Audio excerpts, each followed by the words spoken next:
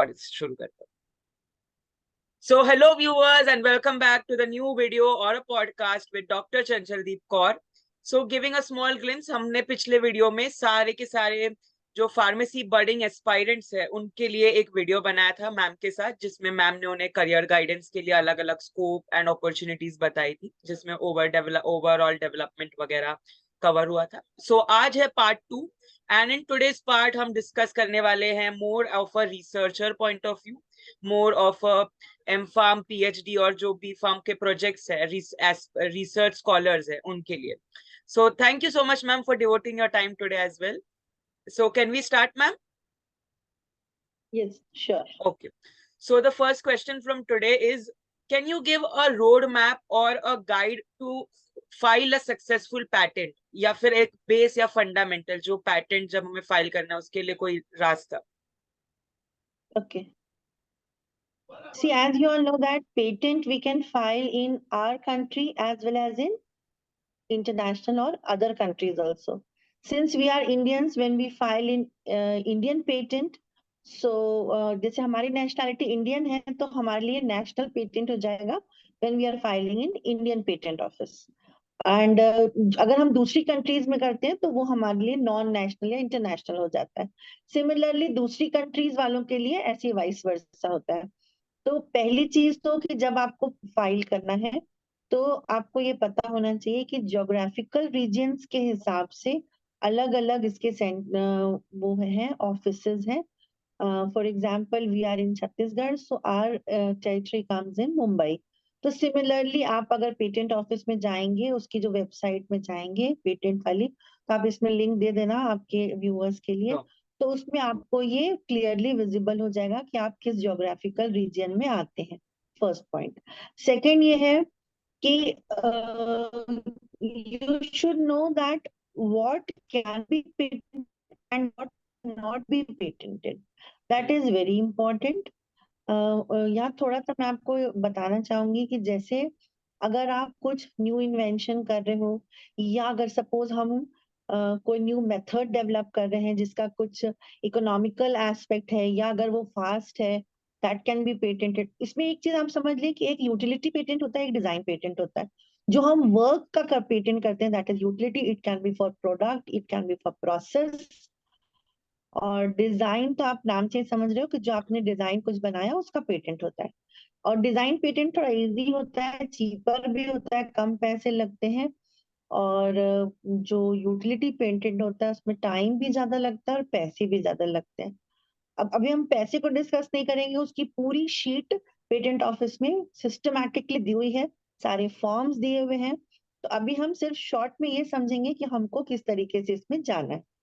तो आप अगर आप कोई भी वर्क कर रहे हैं अच्छा, जिसमें कि आपको लगता है कि there is novelty, it is non obvious and it should have commercial applicability, these 3 points are very important.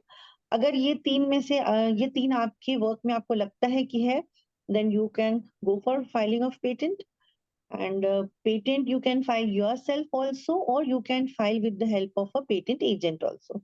What is the difference is, because we are academicians, we don't know the legal language. And to learn legal language, it takes a bit time, it takes a bit of experience. ऐसा नहीं कि हम नहीं डाल सकते हैं, but हमको सीखना होगा। कैसे सीखेंगे? हम डिफरेंट पेटेंट्स जो ऑलरेडी पब्लिश्ड हैं, जो ग्रांटेड है, उसको देख के हमको आइडिया लग जाता है।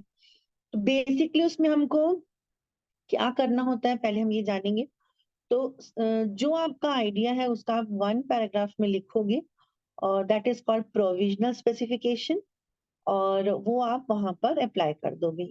तो ये कब करते हैं हम प्रोविजनल? जैसे हमारा आइडिया हमको लग रहा है बहुत अच्छा है, और अभी हमारा वर्क बचा हुआ है, और कई बार क्या होता है कि हमारे आइडिया को कोई और ले सकता है।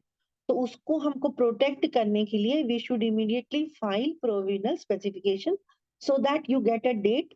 And if you get a date, so after that when any other person goes for filing, then that is already registered in your name. And more over जब आप उसको पूरा कंप्लीट स्पेसिफिकेशन जब आप दे दोगे, उसके बाद जब पेटेंट ग्रांट होगा, तो जो ये इनिशियल डेट है वो आपकी डेट ऑफ पेटेंट कहलाती है। तो इसलिए provisional specification is very important, पहली चीज। दूसरी चीज ये है कि जब आपका पूरा वर्क कंप्लीट हो जाए, फिर आप उसको पूरा अच्छी तरीके से लिख के within 1 year, that is very important, 12 months का ही ड्यूरेशन होता है, within 1 year you have to submit complete specification. उसमें डिफरेंट फॉर्म्स होते हैं, लाइक उसमें आपका एड्रेस लिखना होता है, आपकी नेशनैलिटी होती है, वो सब उसमें दिया होता है।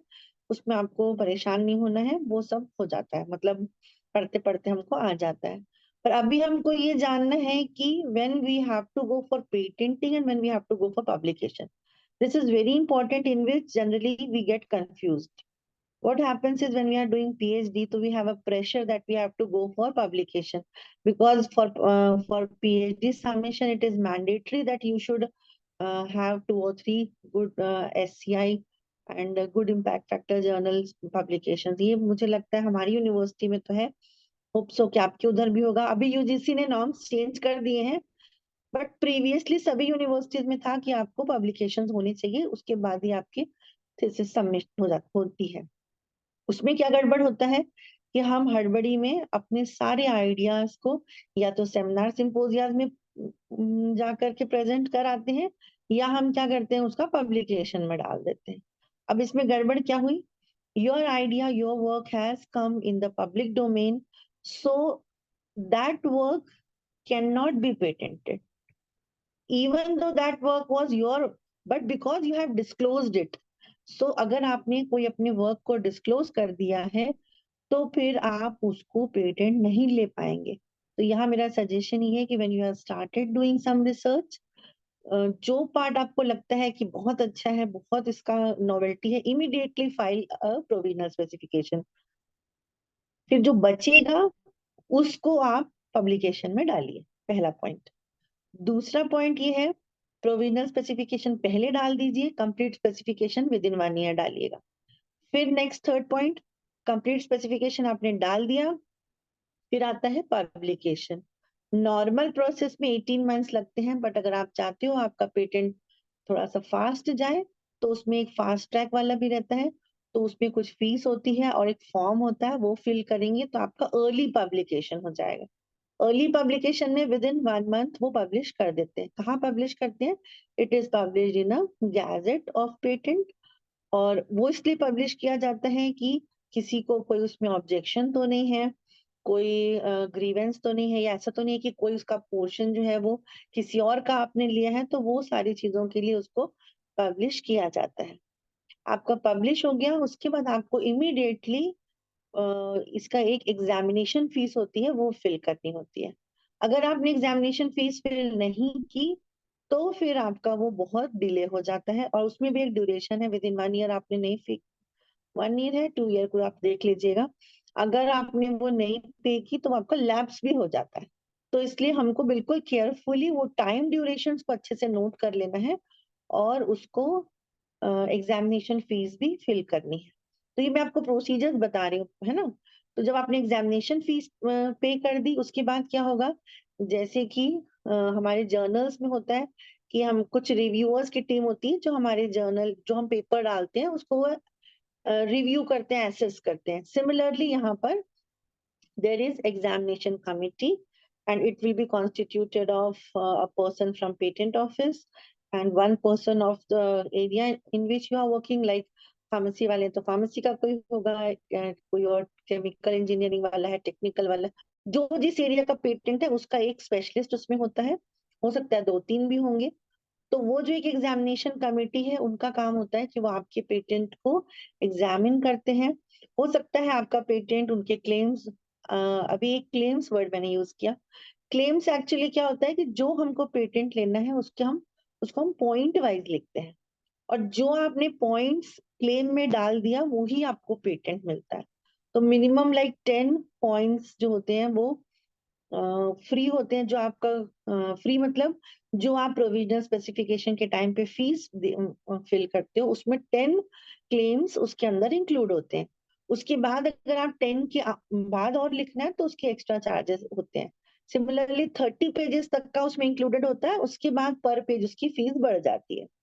तो ये हमको लिखते समय ध्यान देना है कि जो हम क्लेम्स को लिखते हैं वो क्लेम्स केयरफुली लिखे हो, क्योंकि अगर आपने कोई पॉइंट उसमें मिस कर दिया, फॉर एग्जाम्पल मैं आपको एक छोटा सा एग्जाम्पल बताती हूँ कि जैसे अगर आपने सपोज करो कि एक कोई कॉस्मेटिक क्रीम बनाई है, ओके, और वो आपने कुछ कॉन्स्टिट्यूएंट्स लेके बनाई है, तो पहला आपका क्लेम क्या होगा?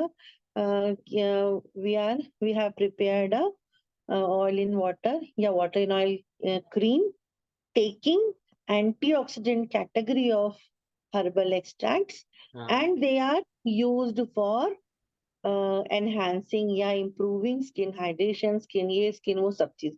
तो इसमें क्या हुआ, ये नहीं लिखोगे कि अगर मान लो सिर्फ आपने एलोवेरा लिया तो हम सिर्फ एलोवेरा कर लिए, नहीं, आप उसमें पूरी कैटेगरी को ले लोगे तो वो पूरी कैटेगरी आपके नाम पे पेटेंट हो जाएगी। तो इस तरीके से पहला जो हम पॉइंट लिखते हैं वो जनरल लिखते हैं, उसके बाद फिर उसमें पॉइंट्स आते हैं। लाइक अगर आपका फॉर्मूला कुछ अलग से है तो आप लिखोगे कि हमने ये फॉर्मूला में ये यूज किया and we want patent of this formula, then we want patent of this procedure, we want patent of this, ऐसे करके ये पॉइंट जो आप लिखते हो these are claims। ठीक है, तो और डिटेल में आपको जाना है तो हमारे वीडियोस इसके भी बने हुए हैं, उसमें आप चले जाएं। शॉर्ट में अभी मैं यही बोलूंगी कि ये पूरा प्रोसीजर है आपका पेटेंट का। तो आपको पेटेंट लेना है, पब्लिकेशन लेना है, वो आप पहले डिसाइड कर लें। बट मेरा सजेशन यही है कि एक छोटा सा पार्ट आप पेटेंट के लिए डाल दें, बाकी को फिर आप पब्लिकेशन में। पब्लिश कर। Thank you.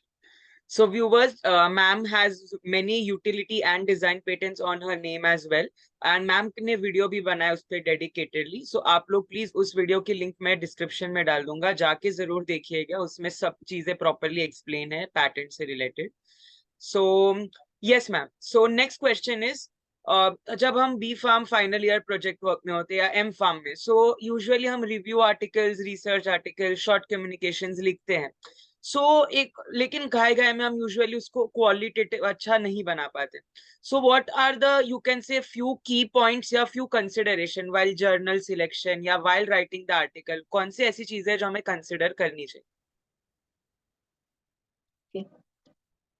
देखिए, सबसे पहले तो when you have started writing any review article, then what you have to do is systematically start writing. What is the meaning of systematically start writing? Do proper literature survey of minimum previous 10 years. Current 10 years का आपके पास literature सर्वे होना चाहिए, because review अगर आपने बहुत ही just 2-3 years का किया तो वो अच्छा जर्नल आपका कभी भी नहीं लेगा। तो first point is minimum 10 years आपको लेना है। सेकेंड पॉइंट इज जर्नल्स के अलावा आप पेटेंट सर्चिंग भी करिए, क्योंकि अभी क्या है कि सभी लोग पहले पेटेंट लेते हैं फिर पब्लिश करते हैं, तो आपको एक टेबल पेटेंट का भी बनाना है। उसके बाद आप क्या करिए कि जो टॉपिक आपने लिया है उसका एक कंटेंट बना लीजिए कि आप उसमें क्या क्या डालने वाले हैं। मैं आपको एक छोटा सा एग्जांपल से शुरू करती हूँ।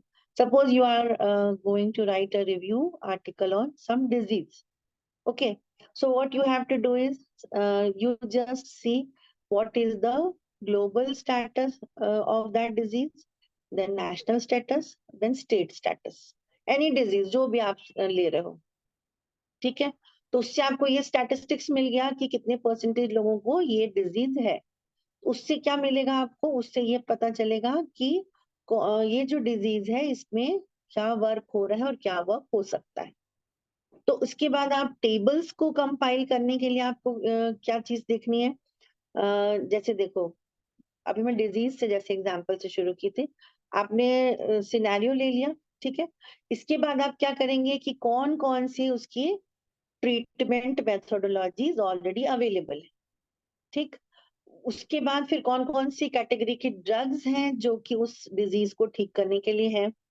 उसके बाद फिर अगर हम लोग शूटिंग्स वाले हैं तो हम लोग किस में जाते हैं? डिलीवरी सिस्टम्स में जाते हैं। तो आप देखिए कि कौन कौन से डिलीवरी सिस्टम्स हैं या कौन कौन से ऑलरेडी वर्क हो चुका है। केमिस्ट्री वाले ये देखते हैं कि इस मॉलिक्यूल पे कितना वर्क हो चुका है या कौन कौन सी कैटेगरी के मॉलिक्यूल्स हैं जिसमें वर्क हो चुका है। फार्माकोलॉजी वाले उसका एप्लीकेशंस देखते हैं कि इस मॉलिक्यूल के कौन कौन से एप्लीकेशंस हैं। ओके, तो ये मैं अभी रिव्यू की बात कर रही हूँ। तो इसमें 3-4 पॉइंट्स बहुत इंपॉर्टेंट है। एक तो you should have properly prepared diagrams और फिगर्स। कॉपीड डायग्राम्स को कभी भी अच्छे जर्नल वाले नहीं लेते हैं। अभी बहुत अच्छे अच्छे सॉफ्टवेयर अवेलेबल हैं, आप अपना कंटेंट लो, उस सॉफ्टवेयर में डालो, जितनी अच्छी इमेजेस बनती हैं आप उससे इमेज बना लो।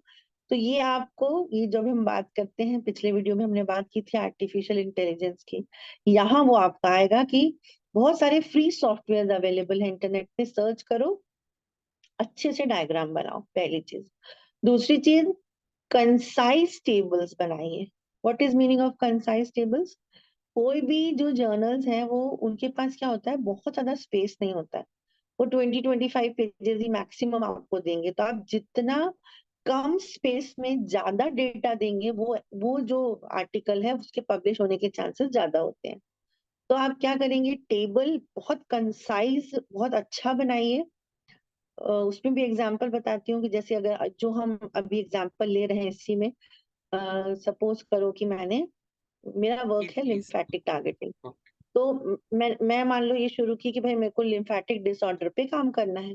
तो मैं क्या करूंगी, कौन कौन से डिलीवरी सिस्टम्स हैं, तो एक जो टेबल बनेगा उसमें डिलीवरी सिस्टम आएगा, कौन से मेथड से बना है, कौन सी ड्रग्स हैं, क्या एप्लीकेशन है, किसके लिए यूज हो रहा है, कितनी डोज ली गई है, और लास्ट में उसके टेबल में रेफरेंस होना बहुत जरूरी है। तो इस तरीके से जब आप टेबल को कंसाइज और बहुत अच्छा बनाएंगे तो ये बहुत इम्पैक्ट करता है। फिगर्स हो गए, फिर आपका 10 years का वो हो गया डेटा। फिर आपका एक और इम्पॉर्टेंट चीज है डिस्कशन पार्ट। डिस्कशन मतलब जो आपने टॉपिक लिया है उस पे ये काम हो चुका है और ये इसके ड्रॉबैक्स हैं, and this novelty we suggest. जब आप इस तरीके से एक आर्टिकल को लिखेंगे तो वो अगली जनरेशन जिसने रिसर्च करना है उसके लिए वो बेनिफिशियल होगा। इसलिए फिर आप देखिएगा, आप एक्सपर्ट ओपिनियन के जर्नल अगर देखते हैं, जर्नल ऑफ कंट्रोल रिलीज के देखते हैं, तो वो हमेशा उन आर्टिकल्स को लेते हैं जिसमें कि लास्ट में एक्सपर्ट ने अपना ओपिनियन दिया हुआ होता है कि भाई हम ये चीज हो रही है और इसमें ये हम नया कर सकते हैं। ठीक है, तो इस तरीके से आपका बन गया आर्टिकल। अब बात जो आपने की कि कौन सा जर्नल लें हम, तो इसके लिए आपको क्या करना है, आपका आर्टिकल अच्छा बन गया है अब, तो कोई छोटे जर्नल में मत जाइए। छोटा जर्नल मतलब you you see the indexing of the journals. इसका हम एक पैरामीटर मानते हैं कि जो जिन जर्नल्स में अच्छी इंडेक्सिंग है, जिसका इम्पैक्ट फैक्टर है थॉमसन यूटर्स वाला, उसको हम अच्छा मानते हैं। तो आप उसमें ये करिए कि चेक करिए अगर वो एससीआई में है, पबमेड में है, स्कोपस में है, एल्सेवियर है, तो ये वाले जो हैं साइटेशंस, इनको अच्छा माना जाता है। अगर थॉमसन जो, अच्छा एक और यहाँ बहुत इंपॉर्टेंट पॉइंट मैं आपको बताऊंगी, कई जर्नल्स फेक जर्नल्स होते हैं और वो प्रोजेक्टेड इम्पैक्ट फैक्टर लिख देते हैं। तो आप उसमें कंफ्यूज ना होइए, क्योंकि मेरे साथ ये हो चुका है, मैंने बहुत अच्छे आर्टिकल्स को मेरे एक दो मैंने ऐसे जर्नल में डाल दिया, क्योंकि तब हम पीएचडी कर रहे थे, हम हड़बड़ी थी पेपर पब्लिश कराने की, और हमने उसको डाल दिया और बाद में इतना अफसोस लगा, पेपर बहुत अच्छा था, और बाद में जब उसको बड़े जर्नल में डालने की कोशिश की तो बोले it has already been published. तो फिर वो लोग लेते नहीं है। तो ऐसे आप ध्यान दें कि वो थॉमसन यूटर में होना चाहिए, एससीआई में होना चाहिए। और एक चीज और, डरो मत, 8 इम्पैक्ट फैक्टर है, 10 इम्पैक्ट फैक्टर डाल दो, अल्टीमेटली क्या होगा, या तो रिजेक्ट करेंगे वो। रिजेक्ट करके कई बार क्या होता है कि वो सजेशंस देते हैं कि इस आर्टिकल में ये प्रॉब्लम है, आप इसको इम्प्रूव करिए। तो कई बार वो 8 में आपने डाला था और 10-12 में पब्लिश हो जाता है, और हम क्या करते हैं 1 और 2 पे ही अटके रहते हैं, अरे हमारा नहीं होगा, जबकि ऐसा नहीं है। फेथ रखिए, जिनका होता है वो हम लोगों में से ही होते हैं, कोई बाहर से नहीं आते हैं। तो दिस इज द थिंग, मेरे ख्याल से रिव्यू आर्टिकल का मैंने पूरा क्लियर कर दिया। जी। अब बात करते हैं शॉर्ट कम्युनिकेशन की। शॉर्ट कम्युनिकेशन जनरली क्या होता है कि छोटा सा कोई पार्ट जो कि या तो पब्लिश हुआ हुआ है और उसका उसमें आप ऐड ऑन कर रहे हो, दैट इज शॉर्ट कम्युनिकेशन। मुश्किल से 8 to 10 उसमें रेफरेंसेस होते हैं, या कुछ और आपका स्पेसिफिक कुछ आइडिया है, छोटा सा वो आप उसमें डाल सकते हो। उसी तरीके से लेटर्स होते हैं, रिपोर्ट्स होती हैं। अब आते हैं हम रिसर्च आर्टिकल में। रिसर्च आर्टिकल जब आप लिखने लगो तो उसमें 3-4 पॉइंट्स आपको ध्यान देनी है। पहली चीज कि आप उसको सिस्टमैटिकली पॉइंट वाइज लिख लीजिए, अपनी लैंग्वेज में पूरे प्रोसीजर को, कहीं से कॉपी करने की कोशिश ना करें। एक पॉइंट मैं यहाँ मिस कर गई रिव्यू आर्टिकल में, plagiarism checking is very important. Because अगर आप कहीं से कॉपी पेस्ट करते हैं तो आपका आर्टिकल इमीडिएटली रिजेक्ट हो जाएगा। और इनफैक्ट यहाँ मैं आपको एक एग्जाम्पल बताती हूँ। मैंने नया नया पीएचडी शुरू किया था, हमको इतना पता नहीं था। हमने बड़े अच्छे से जैसे नोट्स बनाते थे, बी फार्म एम फार्म में बढ़िया से नोट्स बनाए और एक अच्छे से जर्नल में डाल दिया। यू वोंट बिलीव कि उनका एक 2 पेज का मेरे पास लेटर आया कि you have copied this and we will sue you, we will sue your guide, we will sue your university. इतना लंबा चौड़ा लेटर था। आई वाज रियली अफ्रेड, मतलब मुझे लगा कि अरे बाबा, ये तो मेरी पीएचडी खतरे में आ गई। बिकॉज तब हमको इतनी समझ नहीं थी कि प्लेगैरिज्म टूल्स में, प्लेगैरिज्म चेकर में उसको चेक कर लेना चाहिए, उसके बाद ही भेजना चाहिए। तो वो मेरी लाइफ का एक बहुत बड़ा एक्सपीरियंस था, क्योंकि हम घबरा जाते हैं ना कि अरे ऐसा कैसे हो गया, हमारी पीएचडी यस। खतरे में आ गई। So what you ma'am, have to do is, एक और क्वेश्चन एसोसिएट, सिंस आपने प्लेगरिज्म की बात करी, एक पर्सनली मुझे भी क्वेश्चन था और काफी व्यूअर्स को, कि फ्री प्लेगरिज्म चेकर्स जो है उस पे क्या हम कर सकते हैं, या जो परचेस्ड वाले होते हैं उस पे ज्यादा, मतलब जर्नल्स जो अच्छे जर्नल्स है वो कौन से प्रेफर करते हैं? देखो होता ये है कि फ्री वाले में हो जाता है, बट उसमें कहीं कहीं छोटा छोटा पोर्शन ही हो पाता है। ऐसा मेरा एक्सपीरियंस है। तो what I would suggest is कि बहुत सारे स्टूडेंट वर्जन आजकल अवेलेबल हैं, उनको आप 2-3 लोग मिलके परचेज कर लें, और उसमें काफी सारे फैसिलिटीज होती हैं, और उससे करें तो ज्यादा अच्छा होगा। और एक और यहाँ प्लेगैरिज्म टेस्ट चेकिंग में इम्पोर्टेंट चीज बताना चाहूंगी, जब भी आप किसी सॉफ्टवेयर से चेक कर रहे हैं तो वहां से डेटा को डिलीट करना ना भूलें। अगर आपने डिलीट नहीं किया है तो अगली बार, जैसे हमारे साथ हुआ था कि हमने एक यूनिवर्सिटी से टर्निटिन में चेक करवाई एक स्टूडेंट की थीसिस, और वो डिलीट करना भूल गया। अगली बार जब वो यूनिवर्सिटी में गए तो वो पूरा पूरा वहां आ रहा था और उसका 80% प्लेगैरिज्म आया। तो हम लोगों ने सोचा ये कैसे आया, तो पता चला कि हमने एक और जगह जब वहां चेक किया था तो वहां डिलीट नहीं किया था। तो what you have to do is you have to delete, मतलब अगर आप किसी उसमें कर रहे हो तो करने के बाद उसको डिलीट कर दें, पहली चीज। दूसरी चीज, यहाँ कंजूसी मुझे लगता है नहीं करना चाहिए, क्योंकि ये हमारी लाइफ का इम्पोर्टेंट चीज है। हम बाकी जगह इतना खर्चा करते हैं, तो भले मिल के परचेज कर लीजिए, बट फ्री वाले में परेशानी बहुत होती है, टाइम बहुत हाँ, खराब होता है। सिर्फ 800 वर्ड्स लिमिट्स भी होती है उसमें। हाँ, वो बहुत टाइम खराब होता है। उससे अच्छा 1000-1500 में भी बहुत सारे स्टूडेंट वर्जन आजकल मिल जाते हैं। अच्छा। तो अभी हमारे स्टूडेंट्स ने तो वैसे ही क्या हुआ है, मिल मिल के खरीद लिए हैं 2 लोग 3 लोग। और अगर अच्छी यूनिवर्सिटी में हो तो आप अपने यूनिवर्सिटी या हेड को बोलिए कि आप एक अच्छा वाला टर्निटिव परचेज कर दें, तो पूरी यूनिवर्सिटी सबके काम आती है। यस। ओके, सो प्लेगैरिज्म का भी डिटेल आपको पता होना चाहिए, that is copying, you don't have to copy. एक यहाँ प्लेगैरिज्म से रिलेटेड एक पॉइंट मुझे और याद आया कि दैट इज सेल्फ प्लेगैरिज्म। ये हाँ। भी मैं अपने ही एक्सपीरियंस से बता रही हूँ। एक हमने आर्टिकल पब्लिश किया, रिव्यू आर्टिकल, बहुत अच्छा आर्टिकल था। जब रिसर्च आर्टिकल लिखा तो ऑब्वियसली वही चीज थी आगे, तो उसमें से बड़ा अच्छा था, जो हमको सबसे अच्छा पैराग्राफ लिख लगता था उसको इसमें डाल दिया। उन्होंने इमीडिएटली दे दिया कि भैया ये तो आपका सेल्फ प्लेगैरिज्म का केस हो गया। तब समझ में आया कि अगर आपको अपने ही आर्टिकल का भी अगर लेना है तो आपको उसकी लैंग्वेज और वर्ड चेंज करनी है। And very important thing is कि जहां से आप ले रहे हैं उसको रेफरेंस में साइट जरूर करिए, that is very important. If you are not citing तो फिर वो भी बड़ा केस हो जाता है, प्लेगरिज्म। प्लेगैरिज्म। और लैंग्वेज चेंज करना जरूरी है, वो भी नहीं कर पा रहे हो तो टेक्स्ट को फिगर में कन्वर्ट कर दो, टेक्स्ट को टेबल में कन्वर्ट कर दो, तो प्लेगैरिज्म से बच जाओगे। और वो एक और option that one can do, paraphrasing के बहुत एआई टूल्स है जो मैम बहुत एम्फेसिस कर रही है एआई के, तो आप उससे भी अपने सेंटेंसेस बदल सकते हैं जो अगर वर्डिंग्स है। हाँ कर सकते हैं, पर उसमें भी फिर आपको देखना पड़ेगा, क्योंकि उसमें क्या हो सकता है फिर प्लेगैरिज्म आ जाए कि कोई और ही वैसा यूज किया हुआ होगा। तो हाँ। बेटर आई वुड सजेस्ट कि उसको अपनी लैंग्वेज में उसको थोड़ा सा एडिटिंग कर लो ना, पढ़ के अपनी लैंग्वेज में लिख लो। ठीक। मतलब हमेशा से वो बेटर होता है। Yes. Ma'am, one more question for all the active researchers, PhD scholars. What are the various scholarships, grants, and fellowships? मतलब कौन से ऐसे organizations है, associations है for boys या फिर कुछ सिर्फ girls के लिए भी होता है? So can you list them और कोई ऐसे आप बता सकते हैं please? Yeah, yeah. Various government agencies give financial grant for the students, for the teachers, for the scholars. So, as per my knowledge, DST, Department of Science and Technology, they give a lot of scholarships. और आप उसमें देखेंगे उनके अलग अलग categories हैं। Teachers के लिए अलग है, उसमें स्टूडेंट्स के लिए अलग है, पोस्ट डॉक्स के लिए भी अलग है, फिर प्रोजेक्ट फेलोज हैं उसमें। इवन उसमें प्रोजेक्ट्स के लिए भी डिफरेंट कैटेगरी की ग्रांट्स हैं। तो डीएसटी इज वेरी इंपॉर्टेंट, वो ग्रांट्स दे भी रहे हैं। सिमिलरली आप यूजीसी में देखिए, सीएसआईआर में देखिए, आईसीएमआर में जाएं, उसमें है।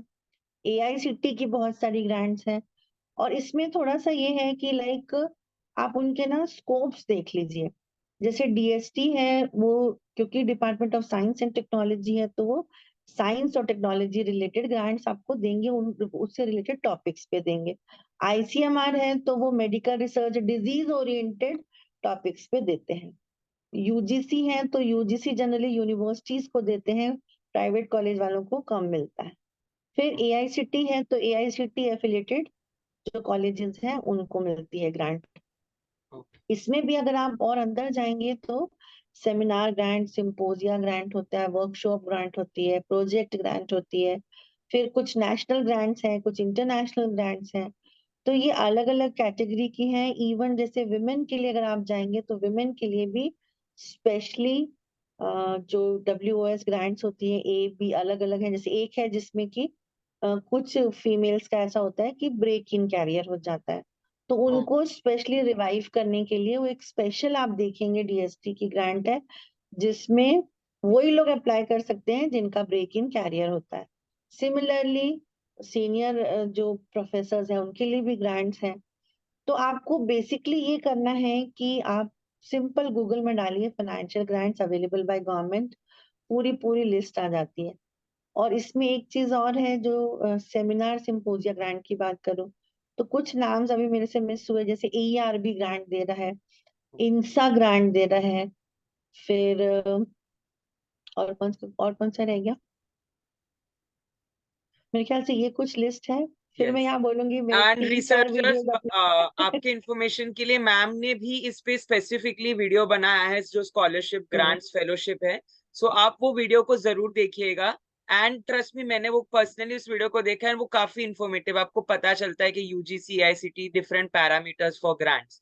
सो वो वीडियो की लिंक भी इसी वीडियो के डिस्क्रिप्शन में होगी। सो प्लीज वो वीडियो देखिएगा। अगर मैम को ये लिस्ट करना इनकेस भूल गई है तो वहां पर बहुत अच्छे से लिस्ट है वो उस वीडियो में। So, ma'am, our last question for today. Any advices, suggestions for upcoming researchers, PhD scholars? कोई ऐसी की पॉइंट्स या कोई ऐसी पेक्युलरिटीज, कैरेक्टरिस्टिक जो आप उनको एडवाइस करें? ओके, तो मेरा ये कहना है कि जो न्यू पीएचडी स्कॉलर्स हैं, कई बार क्या होता है कि जब हम पीएचडी शुरू करते हैं तो बहुत प्रेशर होता है। प्रेशर कैसे होता है कि अभी यूजीसी ने कोर्स वर्क भी 1 ईयर का कर दिया है, तो बहुत सारा पढ़ना होता है। गाइड अलग बोलते हैं ये काम करो, फिर हमको कुछ समझ आ नहीं रहा होता है। तो आपको क्या करना है, मैं जस्ट आपको लास्ट 2 to 3 मिनट्स में मैं समराइज करूंगी। सबसे पहले तो ये है कि आप ना बहुत अच्छे से लिटरेचर सर्वे करिए। कैसे लिटरेचर सर्वे करेंगे? आप ये देखो कि आपके आसपास क्या प्रॉब्लम्स हैं साइंस के हिसाब से। जैसे मैंने आपको बताया डिजीजेस हैं, तो हेल्थ डेटा देखो कि कौन सी जो डिजीजेस हैं जिसमें बहुत ज्यादा वर्क हो रहा है। या स्पेशली एक चीज और आप देख सकते हो कि गवर्नमेंट कौन कौन सी स्कीम्स चला रही है, क्योंकि गवर्नमेंट जो है वो जनरली उन्हीं डिजीजेस को टारगेट करती है जो ज्यादा प्रेवलेंट होती हैं और जिसपे ज्यादा काम करने की जरूरत होती है। तो अगर आपको उसमें से कोई पॉइंट या कोई एरिया पसंद आता है, या ऐसा या भाई बोलना चाहिए पसंद तो नहीं, जिसमें आपको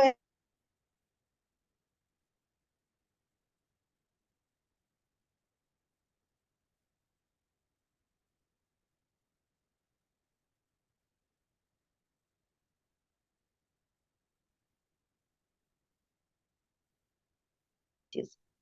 दूसरी चीज, जो भी आप वर्क सेलेक्ट करोगे उसको अच्छे से देख लो कि किसी और ने तो नहीं किया हुआ है। उसके हाँ। लिए आप क्या करिए कि हम यूजीसी ने शोध गंगा एक है, उसमें सबकी पीएचडी थीसिस अपलोडेड है, ये मेरी भी मिल जाएगी आपको। तो उसमें आप क्या करिए कि जिस एरिया पे आप काम करना चाहते हैं वो टॉपिक उसमें डालिए, तो आपको पता चल जाएगा कि इस पे किसने काम कर लिया है दो बेनिफिट है, एक तो आप उसको रिपीट नहीं करोगे, दूसरा अगर आप उसमें कुछ नया कर रहे हो तो आपको आइडिया लग जाएगा कि कैसे काम करना है। That is very important. शोध गंगा आप नोट कर लीजिए, कि मैं अपने स्कॉलर्स को भी कहती हूँ कि उसमें जरूर जाके देखो। तीसरा, पेटेंट सर्चिंग अच्छे से करो। ये मैं अभी बात कर रही हूँ टॉपिक सिलेक्शन की, क्योंकि सबसे इंपॉर्टेंट चीज होता है टॉपिक सिलेक्शन। उसके yes. बाद क्योंकि फिर आरडीसी होगी तो उसमें आपका टॉपिक फाइनल होगा। तो आरडीसी के टाइम पे जो टॉपिक फाइनल होता है वो बाद में चेंज नहीं होता है। Oh, इसलिए उसके पहले जो आपका 1 ईयर का कोर्स वर्क है उसमें अच्छे से थॉरो स्टडी करके अपना टॉपिक एक फाइनल कर लें। इसमें मैं तो ये बोलती हूँ खूब पढ़ो। मैं अपना एग्जांपल बताती हूँ कि मेरे को मैडम ने बोला था आप कॉस्मेटिक पे काम शुरू करो। फिर हमने पढ़ाई की, फिर मैडम के पास गए, मैम आगे क्या करना चाहिए। मैम ने बोला सर्च करके लेके आओ। सर्च करके लेके आए तो मैंने बोला अरे तो हेयर भी है, स्किन भी है, बहुत सारे हैं, क्या करूं।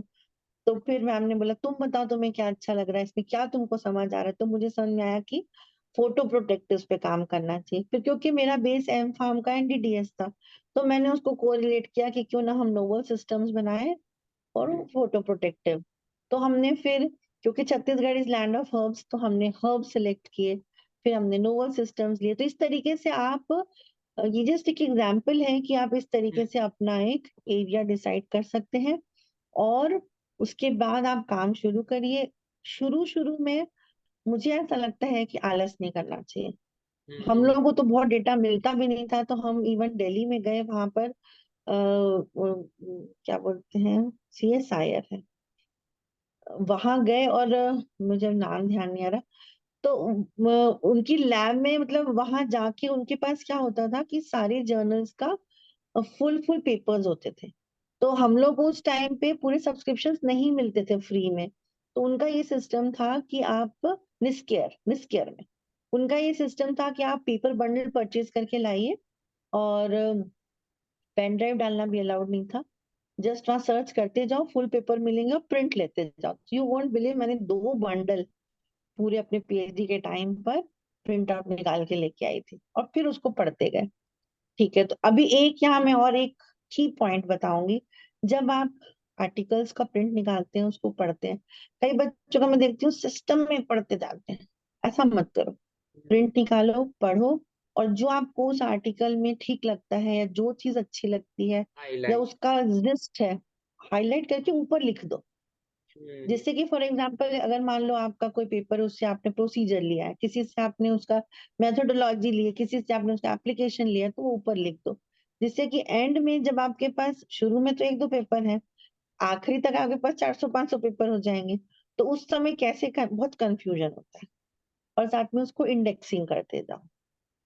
ठीक है, तो मेरे ख्याल से मैं बहुत सारा बता दी पहले दिन के लिए। अच्छा तो हुआ बहुत बता दिया। टॉपिक सिलेक्ट कर लो, फिर अच्छे से काम शुरू करो। एक और चीज, रेगुलर लिटरेचर सर्वे करते रहो। 3 साल का पीएचडी कर रहे हो, 4 साल, आपके पास आखिरी तक पूरा उस समय तक का आपके पास रेफरेंस का पेपर होना चाहिए, जब तक कि आपकी थीसिस सबमिट ना हो जाए।